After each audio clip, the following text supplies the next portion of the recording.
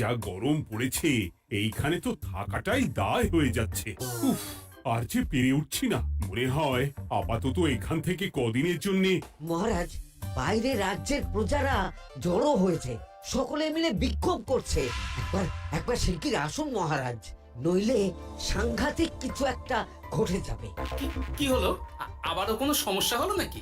আমাদের রাজ্যের প্রজারা তো যথেষ্ট বোঝদার, তারা তো এমনি এমনি ঝামেলা ঝঞ্ঝাট সৃষ্টি করার মানুষ নয়। গোপাল, চলো গিয়ে দেখি।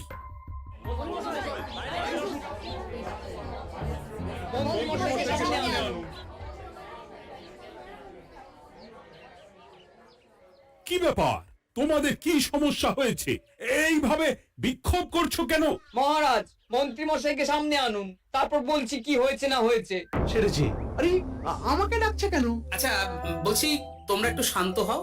আমি বুঝতে পারছি তোমরা কিছু একটা কারণে খুবই অসন্তুষ্ট হয়েছো, তাই সেই জন্য বলছি আগে শান্ত হও, তারপর বলো মন্ত্রী মশাইকে কেন খুঁজছো, উনি কি করেছেন। গোপাল দাদা, তুমি তো জানোই রাজ্যে যা গরম পড়েছে, তার জন্য খাল বিল পুকুর নদী নালা একেবারে শুকিয়ে গেছে, চারিদিকে জলের হাহাকার। হ্যাঁ হ্যাঁ, সে তো জানি।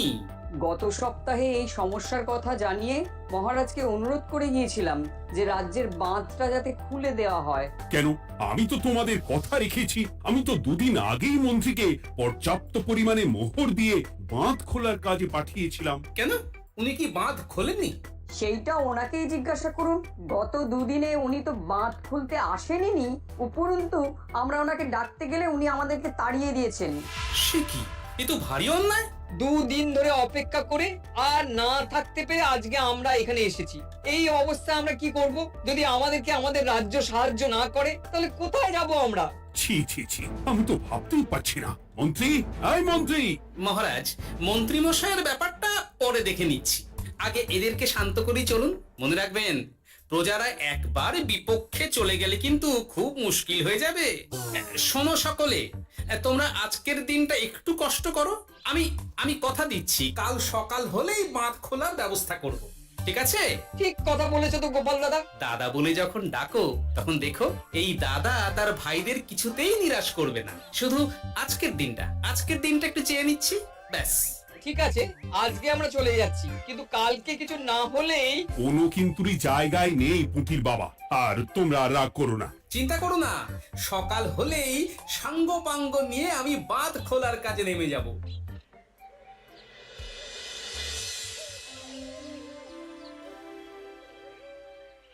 ছি ছি মন্ত্রী, তুমি এইভাবে আমায় মিথ্যে বললে। ভাবতেই পারছি না কি দরকার ছিল আমায় মিথ্যে আশ্বাস দিয়ে প্রজাদের সামনে নাক কান কাটার। মুখে কুলুপ কেন?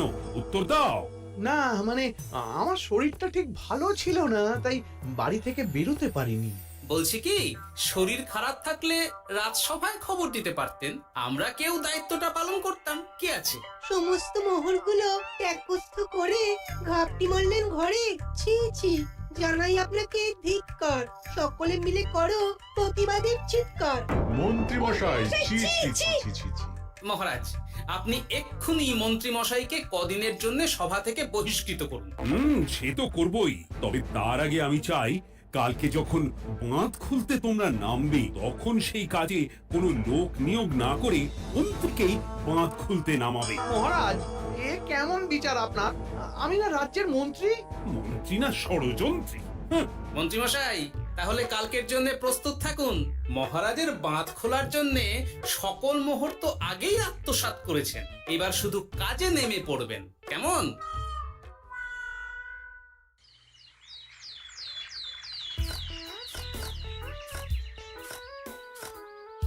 ওহ গোপাল, এইবারে ছেড়ে দাও, আর পাচ্ছি না। এত সহজে হাল ছাড়লে হবে বলুন? এই কে আছো? ওই শাবল কোদাল গুলো দাও, আমি এদিকটায় খুঁচিয়ে দিই। সভাকবি বিজ্ঞানী, এসো এসো এসো, হাত লাগাও। সবে মিলে করি কাজ, বাঁধ খোলা হবে আজ। বাঁধ খোলা হবে আজ, মন দিয়ে করো কাজ। একদম, হাত লাগাও, জোর লাগাও। গোপাল দাদা, সভাকবি, বিজ্ঞানী দাদা আর আর বাকি দাদা ভাইরা আসুন আসুন, সকলে একটু শরবত খান। আমাকেও একটু শরবত দাও। মোহরগুলো খেয়েও তৃষ্ণা মেটেনি বুঝি? হুম, বাঁধ এক্ষুনি খুলবে, প্রজাদের সব জ্বালা জুড়োবে। বাঁধ খুলে গেছে। আমাকে বাঁচাও, আমাকে বাঁচাও। কোনো সময় ভুল করলে নিজেই সেই ভুল শুধরে আবার ফিরতে হয়। আপনিও তাই করুন মন্ত্রী মশাই, নিজেই উঠে আসুন। চলো সকলে। গোপাল, তুমি তোমার সাথীদের নিয়ে যা করলে সত্যি ভাবাই যায় না। মহারাজ, নিজেদের রাজ্যের সমস্যায় নিজেরাই কোমর বেঁধে নেমে সমস্যার সমাধান করেছি, পরিস্থিতি মোকাবিলা করেছি। এর জন্য আপনি এমন করে বলবেন না। ওহ, তোমরা না থাকলে যে কি হতো। মহারাজ, আমরা আছি তো, এত ভাববেন না আপনি। আপনি বরং আমাদের সকলের জন্য কিছু খাবারের ব্যবস্থা করুন, খুব খিদে পেয়ে গেছে। হ্যাঁ, নিশ্চয়ই। তোমরা সকলে ভিতরে এসো, হাত পা ধুয়ে নাও। ততক্ষণে আমি রানীকে আহারের ব্যবস্থা করতে বলছি।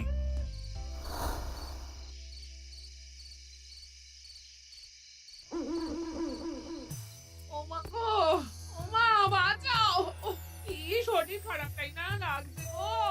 একে গিন্নি, আরে কি হয়েছেটা কি? ও, তুমি এইভাবে এখানে শুয়ে কাতরাচ্ছ কেন? বলি তুমি এসেছো? হ্যাঁ, এই তো আমি চলে এসেছি। কি হয়েছে গিন্নি? তোমার কোথায় কষ্ট হচ্ছে? গরমে হাঁসফাঁস করছি গো, পারছি না। রান্না করতে গিয়ে খুব বাজে অবস্থা হয়ে গেছে গো, এই থেকে এইখানে পড়ে পড়ে গড়াচ্ছি। ঠিক আছে, আজ আর রান্না করতে হবে না গিন্নি, আমি রাজবাড়ি থেকে খেয়ে এসেছি। বাহ, নিজে খেয়ে এসেছো বলে আর রান্না করতে হবে না বলে দিলে, হ্যাঁ? এদিকে রাত্রে আমি খাবো কি সে খেয়াল আছে? হ্যাঁ, খেয়াল আছে। যাও, আমার জন্য রান্না চাপাও আর একটু জল দাও। দেখো, এত গরম পড়ে কৃষ্ণনগরের অবস্থা শোচনীয় হয়ে গেছে। বয়স্ক লোকেরা কোনো কাজই করতে পারছে না। সত্যি তো, এই গরমে রান্না করাটা খুবই কঠিন গিন্নি। কি বললে? আমি বয়স্ক লোক? আমার বয়স হয়ে গেছে, তাহলে নিজে কি? না গিন্নি, আমি তোমায় কিছু বলিনি।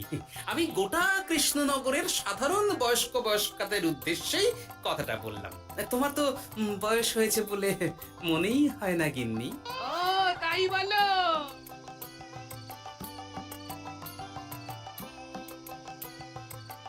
নাও গিন্নি, জল নাও। আজ না হয় আমি রান্না করব। হে ভগবান, মুখের একটু লাগাম দাও। এইভাবে যখন তখন সত্যি কথা বলিও না।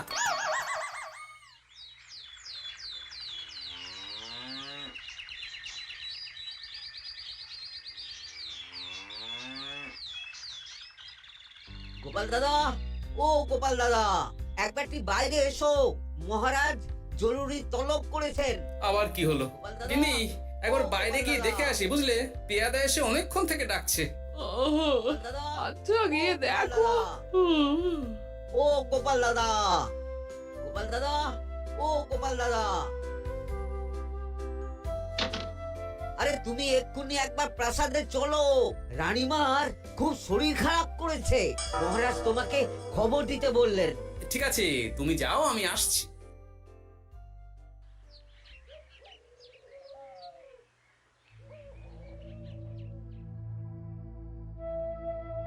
গোপাল, কি হবে বলো তো?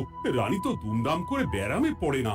মহারাজ, ভয় পাবেন না, আমরা আছি তো। বৈদ্যকে পরীক্ষা করতে দিন, দেখি সে কি বলে।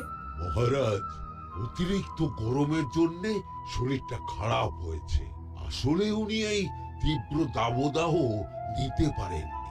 তবে চিন্তা করবেন না মহারাজ, আমি বাড়ি গিয়ে এক ধরনের বিশেষ পথ্য পাঠিয়ে দিচ্ছি। রানীমা খেলেই সুস্থ হয়ে উঠবেন। মহারাজ, নিজের কানেই তো শুনলেন, রানীমার তেমন গুরুতর কিছু হয়নি, চিন্তা করবেন না। বৈদ্যর ওষুধে উনি সেরে উঠবেন। যাওয়ার আগে একটা কথা বলে যাই, গরমের এই দাবদাহ কিন্তু আরো ভয়ঙ্কর হবে।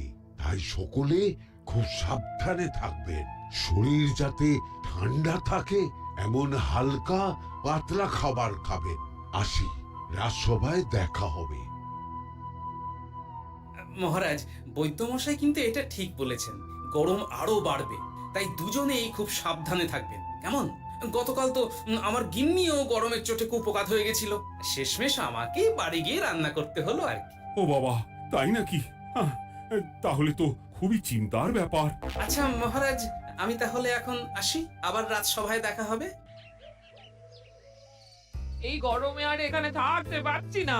বলছি কদিনের জন্য না একটু অন্য কোথাও গেলে হয় না গো? গিন্নি, এই গরমে ঘরেই থাকো, অন্য কোথাও যাওয়ার মোটে নাম করো না। বাইরে বেরোতে গিয়ে যদি কোনোভাবে গরম হাওয়া শরীরে লেগে যায় তাহলে বিপত্তির আর শেষ থাকবে না গিন্নি। কিন্তু এখানেও তো যা গরম পড়েছে, পচে গলে মরে যাই আর কি। উফ গিন্নি, দয়া করে এইসব বাজে কথা বলা বন্ধ করো তো। আমার আয়ু থেকেও তোমার আয়ু দীর্ঘ হোক। বাহ, তুমি এসব কথা কোথা থেকে শিখলে গো? এই তো তোমার থেকে আর কি। গোপাল, গোপাল, রাজ্যের অবস্থা খুবই বেহাল। এই সবই আমাদের পোড়া কপাল। আরে সভা কবি, কি হয়েছে? তোমাকে দেখে তো মনে হচ্ছে তুমি কিছু... বিজ্ঞানী মহারাজ দুজনেই অজ্ঞান। ঘটি ঘটি জল ঢেলেও ফেরাতে পারেনি তাদের জ্ঞান। কি বলছো কি? তা তুমি এই ব্যাপারটা জানলে কি করে? গিয়েছিলাম একটু আগে বিজ্ঞানীর বাড়ি, গিয়ে দেখি লোকজনের ভিড় সারি সারি। সে কি? শুনলাম মহারাজ তাকে কিছু বলতে এসেছিলেন, তারপরে দুজনে বাইরে বেরিয়ে আসতেই অজ্ঞান হয়ে গেলেন। মহারাজ বিজ্ঞানীর বাড়ি গিয়েছিলেন, তাও আবার রানীমাকে ছেড়ে? রাজবৈদ্য কত করে বললেন এই সময় যখন তখন ঘরের বাইরে বেরোবেন না। কে শোনে কার কথা? আমার মনে হয় মহারাজ তেমন কোনো গুরুত্বপূর্ণ কিছু কথা বলতেই বিজ্ঞানীর বাড়ি গিয়েছিলেন।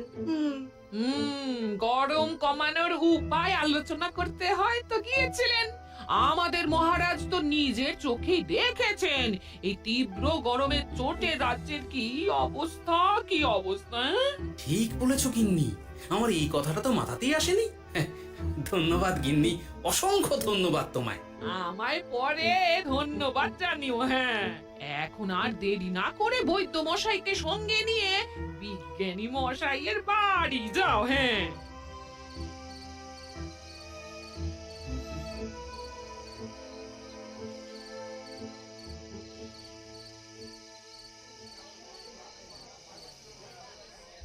কি বুঝছেন বৈদ্যমশাই? খুব একটা ভালো কিছু বুঝছি না গোপাল। দেখো, সত্যি বলতে ওই কৃষ্ণনগরের অবস্থা খুবই বাজে। তাই এখানকার মানুষেরা একে একে অসুস্থ হয়ে পড়ছে। বাইরের অবস্থাটাও তো ভালো নয়, বুঝতেই পারছো। এখন সান্ধ্যকালীন হাওয়াতেও গরমের তাপ রয়েছে। দেখুন, রাজ্যের যা অবস্থা তাতে যদি রাজ্যের মাথা থেকে সমস্ত প্রশাসনিক প্রধানরাই অসুস্থ হয়ে পড়েন তাহলে তো ভীষণ বিপদ। সে তো বটেই। এই জন্যেই আমি বলি কি, মহারাজ সহ সকল সভাসদেরা এই রাজ্য ছেড়ে কদিনের জন্য পাহাড়ি কোনো এক জায়গায় গিয়ে থাকুন, পরিবার নিয়েই যান। দেখুন, আগে নিজেরা বাঁচলে তবে তো রাজ্যবাসীকে ভালো রাখতে পারবেন, তাই না? কথাটা কিন্তু মন্দ বলেনি বৈদ্য। গোপাল, এই গোপাল, তুমি পাহাড়ে যাওয়ার ব্যবস্থা করো। এইখানে আর কিছুদিন থাকলে মরেই যাব। হ্যাঁ গোপাল, আমারও তাই মত। এক্ষুনি যা শরীরে ক্লান্তি এসেছে, আর কদিন এইখানে থাকলে মরেই যাব। মহারাজের অনুরোধে গরম কমানোর কোনো ব্যবস্থাও তো করতে পারলাম না। বাইরে বেরোনো মাত্রই দুজনে মূর্ছা গেলাম। বাবা, ঠিক আছে, বুঝেছি। মহারাজ, আপনি আর এই ব্যাপারটা নিয়ে বেশি ভাববেন না। বিজ্ঞানী, তুমিও আর বেশি কথা বলো না। আমি পাহাড়ে যাওয়ার ব্যবস্থা করছি। আমরা রাজসভা সকলে সপরিবারে যাব। অনেক কাজ হয়েছে, এখন কিছুদিন আমাদের বিশ্রাম দরকার।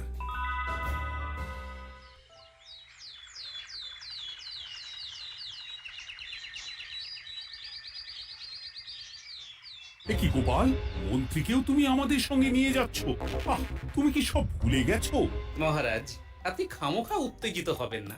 আপনার শরীরটা কিন্তু ভালো নেই। আর মহারাজ, আপনার রাজ্যে বাস করে আপনার থেকেই শিখেছি বিপদের দিনে পরম শত্রুকেও দূরে ঠেলতে নেই। গোপাল এটা ঠিক কথাই বলেছে। যতই হোক, উনি তো আমাদের মন্ত্রী, তাই এই বিপদের দিনে ওনাকে ফেলে যায় কি করে বলুন তো? সত্যি গোপাল, তোমার তুলনা নেই। ঠং সবই নাম কেনার চেষ্টা। গোপাল চলো এইবারে রওনা দিই। বলছি খাবার দাবার আর জলের কলসিগুলো উঠেছো তো?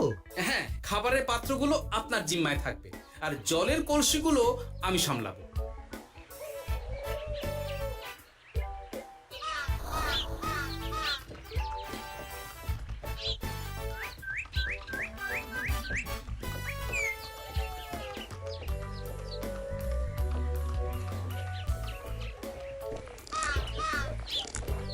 কি গো, তুমি খাবার ছেড়ে শুধুই জল খাচ্ছ? ওদিকে মন্ত্রী মশাই যে সব খাবার একাই সাবার করে দিলেন না? ভালোই তো, থাক না। এরপরে বড় বাইরে যেতে হলে বুঝবে, আমি তো ওই জন্যই নিজের জিম্মায় শুধুমাত্র জল নিয়েছি। দেখো, জল খেলে ছোট বাইরে যাওয়ার দরকার হলে চলে যেতে পারবো, কিন্তু বড় বাইরে যাওয়ার দরকার হলে তো যেখানে সেখানে যেতে পারবো না। তাই জলই সই। কিন্তু সবার জল যদি তুমি একাই শেষ করে দিলে তাহলে? এই রে, এটা তো ঠিক বলেছো গিন্নি। পথে ঘাটে কোনো পানীয় জলের পুকুর বা কুয়ো দেখলে জল ভরে নিতে হবে, বুঝলে?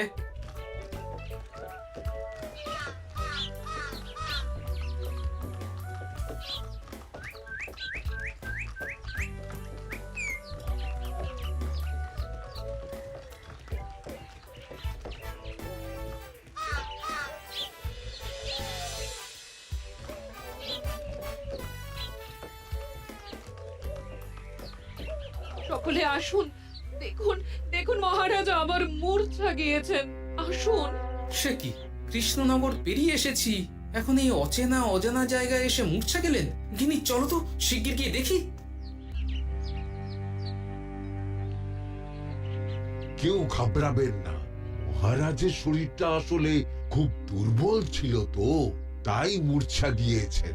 তবে চিন্তার কিছু নেই, আমি এক ধরনের পথ্য দিচ্ছি, এটা খেলেই উনি আবার সুস্থ হয়ে যাবেন।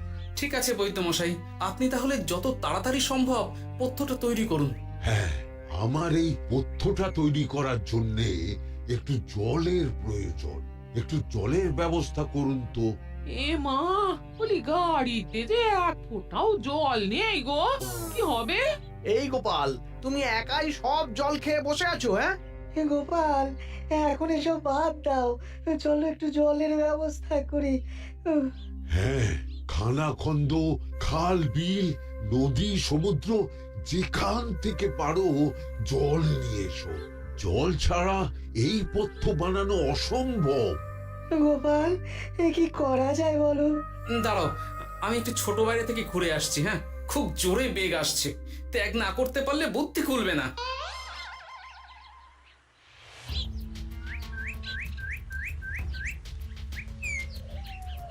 ওদিকে একটা পাত কুয়ো দেখতে পাচ্ছি মনে হচ্ছে।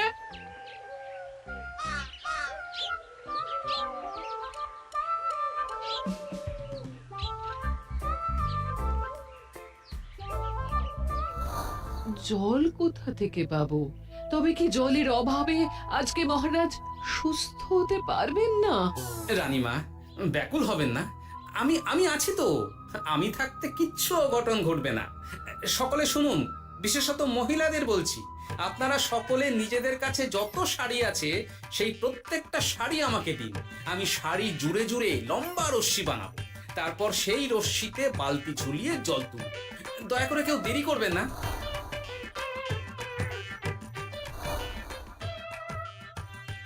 এই নাও আমার 5খানা শাড়ি। হ্যাঁ, এই নাও আমার 10খানা শাড়ি। আমি বাবা আমার লতা পাতা মিনি করা শাড়িগুলো দেব না। যা পারো করো, আমি বড় বাইরেতে যাচ্ছি। ওমা, বিপদের দিনে শাড়ি দেবে না? গায়ের জোরে নিয়ে আসবো। হ্যাঁ,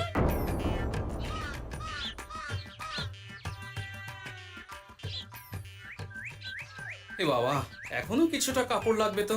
যা গভীর পাতকুয়া, সবার সব শাড়ি তো কাজে লাগিয়ে দিয়েছি, এখন কি হবে? আরে ওই তো কার একটা ঝোপের কাছে ধুতি পড়ে রয়েছে, যাই ওইটাই নিয়ে নি।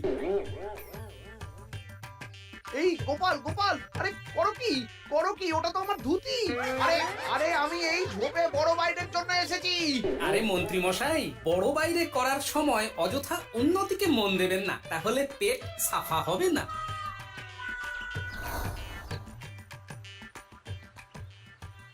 গোপাল, তুমি ছিলে বলে এই যাত্রাতে রক্ষা পেলাম। ভগবান তোমাদের অনেক অনেক মঙ্গল করুক।